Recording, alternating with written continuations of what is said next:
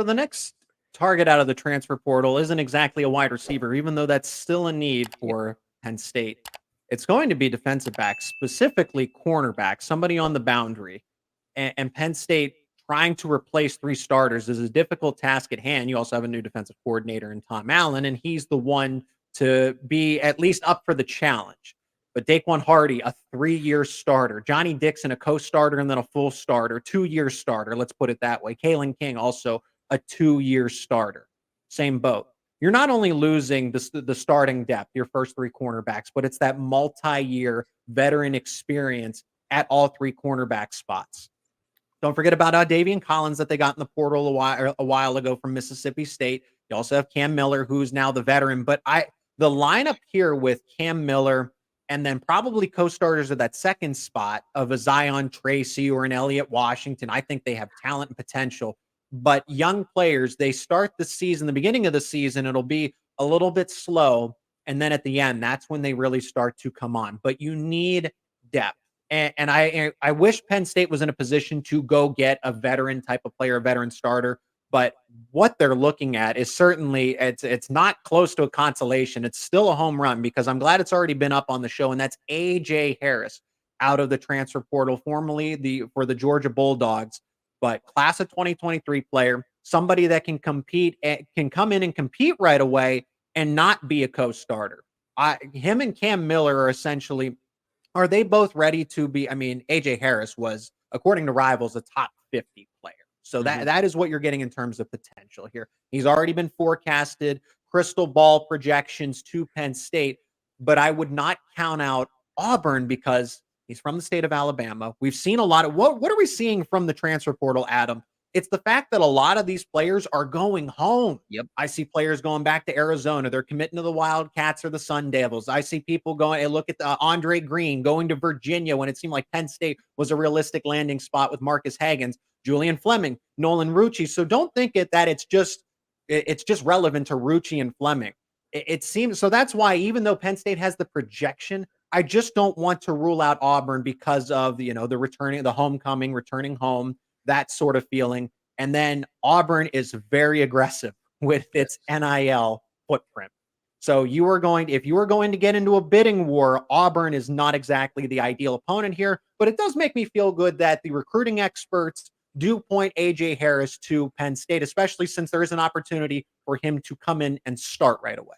Yeah, I think A.J. Harris would be a huge get for Penn State. I mean, you're talking about a guy who went to Georgia. Georgia doesn't just take anybody. And they've proven that they were back-to-back national champions. Maybe could have won a third this year if they would have gotten the playoff. They didn't. They went and beat Florida State by 60 in their bowl game. I mean, they're a really, really good team. And they have A.J. Harris, who's decided to leave that program, and Penn State going to get him. I think anyone who watched the Peach Bowl knows Penn State needs depth at the corner position. They were running on fumes out there with the guys that were forced to play. Zion Tracy playing a lot of snaps, something he had not been asked to do. Cam Miller being on an island for a lot of that game. He had not been asked to be one-on-one against that level of receiver a lot this season when you have Kalen King and Johnny Dixon with you. Daquan Hardy playing outside as well. He obviously won't be there next season. He's going to the NFL, but him playing outside when he usually been staying inside at nickel. I mean, there's a lot of moving parts at the corner position they're going to have to address. They have one of the best secondaries in the country this past season. They're going to want to get back to that. And I think James Franklin knows, and especially the defensive staff, that they got to go get more bodies to be able to throw out there and create that competition and add that depth. And I think A.J. Harris is a superstar talent, top 50 player in his recruiting class. Coming to Penn State would be huge to get that talent in there, be able to develop him. And like we said, it's a chance to get on the field right away if you're A.J. Harris, an opportunity to compete and get those snaps right away when you arrive at Penn State. So I think that's going to be enticing to him. But as you mentioned, guys going home, and Auburn's definitely going to want A.J. Harris. It's really close to Georgia as well. It's not that far, so he wouldn't have to move very far. Could still hang out with his friends from Georgia if he was able to make friends with Georgia during his time with the Bulldogs. So I think that's definitely something he's going to look at. But I definitely like him to Penn State. If Penn State's able to get him, another huge get from the transporter that Penn State's been very aggressive in early on. And then I had it in my notes. I was fully prepared to talk about it. And then there's the news that emerges that Tony Grimes, and he's a veteran too, former defensive back for Texas A&M, is going to go to Michigan State, join new head coach Jonathan Smith up there in East Lansing. So that was another one of Penn State. So now Penn State has to be all in on A.J. Harris from what we're seeing. And I don't know that I have a preference necessarily, because it's that potential versus what you're getting. Grimes coming off of injury and everything else, but does have a little more college football experience. But there also is that potential. What can Anthony Poindexter, Terry Smith do with the likes of AJ Harris? But now your options aren't exactly as open. You got to pivot again to somebody else if AJ Harris isn't exactly a lock here to come to Happy Valley.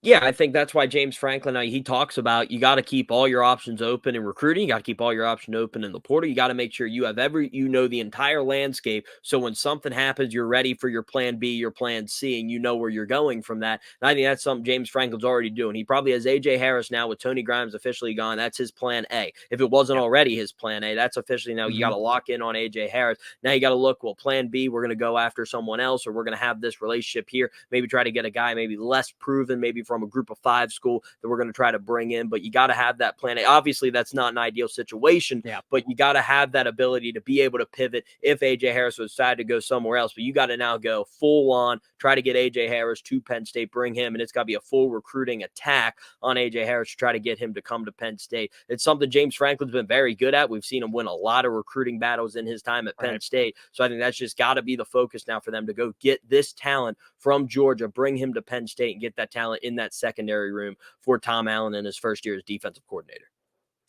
And I imagine the connection there was the former defensive backs coach at Georgia, Fran Brown, and now he's the head coach at Syracuse. So I'm surprised that Syracuse isn't as involved in this recruitment in the transfer portal now, because you got AJ Harris to begin with, and it would make sense for him to go to New York to follow Fran Brown. But I'm glad they're not involved here. I'm happy that it's just, I'm glad that Kentucky seemed like a serious player, and then they're out of it. So now it's really just down to Auburn and Penn State. And I peek at the comments section in between when we're talking in the segments here, and I see that people are curious about Penn State's NIL presence. Let's not pretend Penn State is not poor. Penn State is not broke. They have the NIL to be competitive. However, they are not offering upfront money to people that are, well, I don't know if I'm going to commit. I don't know if I'm going to do that. Other programs around the country are willing to offer players money just to visit, just to sign, and then there's the deals on the back end while they're playing. Penn State doesn't do that. Penn State wants you to commit and be present on campus, be a registered student athlete before any of those NIL deals take effect. They don't. James Franklin says they underpromise and overdeliver, and that is true to the sentiment of NIL. So Penn State is not. Look at Penn State's receipts. They are top 10 when it comes to spending money in recruiting and everything else for Penn State facilities when it comes to football. So Penn State is top 10 in terms of spending. So NIL's got to be up there as well. So don't think that Penn State, but there is this competitiveness that Auburn isn't afraid. Miami of Florida, allegedly, aren't afraid to throw that kind of money out in the beginning.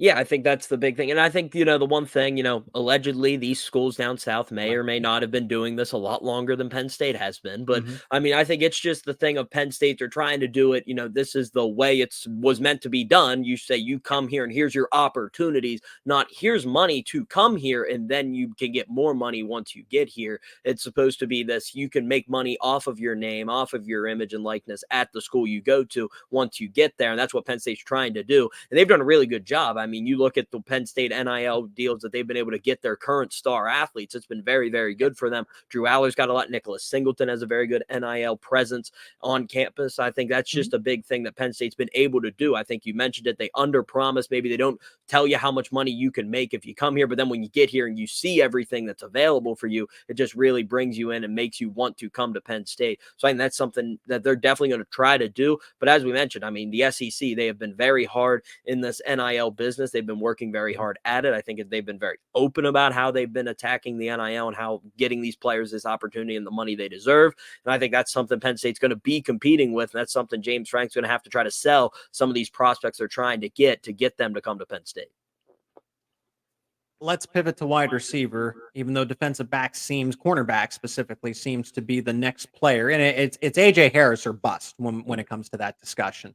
So over to wide receiver, Keandre Lambert-Smith doesn't seem to be making a move to the transfer portal NFL draft. Maybe anything could change. This show is happening on Sunday, January 7th. I don't know what can change, but he is a veteran. He has one more year of eligibility, and it seems like he is slotted in to be the slot receiver, the number 3 option in next year's Penn State offense with Andy Kotelnicki. I can understand if KLS is frustrated with that because he goes from the number 1 option back to the number 3, but we now have the proof that he is not a number 1 option at the Big Ten level. That's just the fact of the matter. So Penn State is still targeting wide receivers, even though they already have Julian Fleming in for spring football.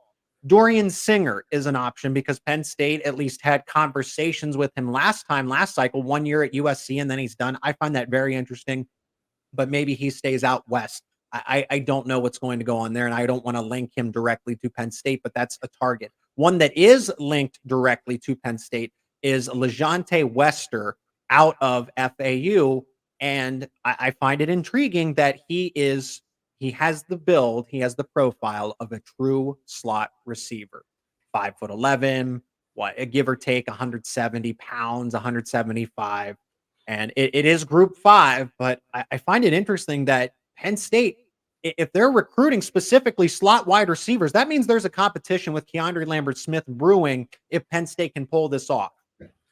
Yeah, I think, that's something James Franklin said, when Dante Cephas didn't play a single snap in the Peach Bowl and he was asked about it. He said, it's an open competition every week. We're going into every game and it's an open competition. Whoever's getting the reps and earning the reps in practice is going to play in the game. Right. Now, it might have been because they knew Dante Cephas was on his way out and they were like, well, we're not going to waste our time allowing him to play in the bowl game when we got to get these other guys ready. Could have been something as that as well, as we saw Cephas immediately enter the portal at the conclusion of the Peach Bowl. But I think, there's definitely things where it's going to be an open competition. If Keandre Lambert-Smith does decide to come back and, he's going to be in that rotation. He's a very, very good receiver. He proved that this year, maybe not to the level a lot of people wanted him to be, and maybe Penn State needed him to be, but he's a very talented receiver. And you get him in a room with a Julian Fleming, with guys coming back like Harrison Wallace III and a Caden Saunders and Amari Evans, and you bring another guy in, it adds talent, it adds depth to a receiver position that was not at the level it needed to be for Drew Aller in this offense in 2023. And Andy Kotelnicki, who's been very good with receivers. You look at what Kansas has been able to do throwing the football under his time with the Jayhawks. I think he's going to be very good trying to get those receivers open, maybe scheming them open more than maybe they have been in the past, in the play calling, trying to get them more routes where it's easier for them to get open, instead just go win a one-on-one battle against a corner that's very predictable on what route you're going to run. And so really interesting to see how they call it, and just getting more talent in the rooms going to be huge. I mean, you mentioned they're looking at a lot of slot receivers, which means there is going to be a competition, or maybe they're anticipating maybe a late departure for Keandre Lambert-Smith. Maybe he decides to go to the NFL, just try to get with an NFL program, or maybe enter the transfer portal and go play his final year of eligibility elsewhere. It's going to be very interesting, though, to see how Penn State handles this wide receiver position. First full off season for Marquise Higgins. So I think that's going to be the big thing for him. How does he able to bring guys in and then develop them throughout a full spring practice and going into next season?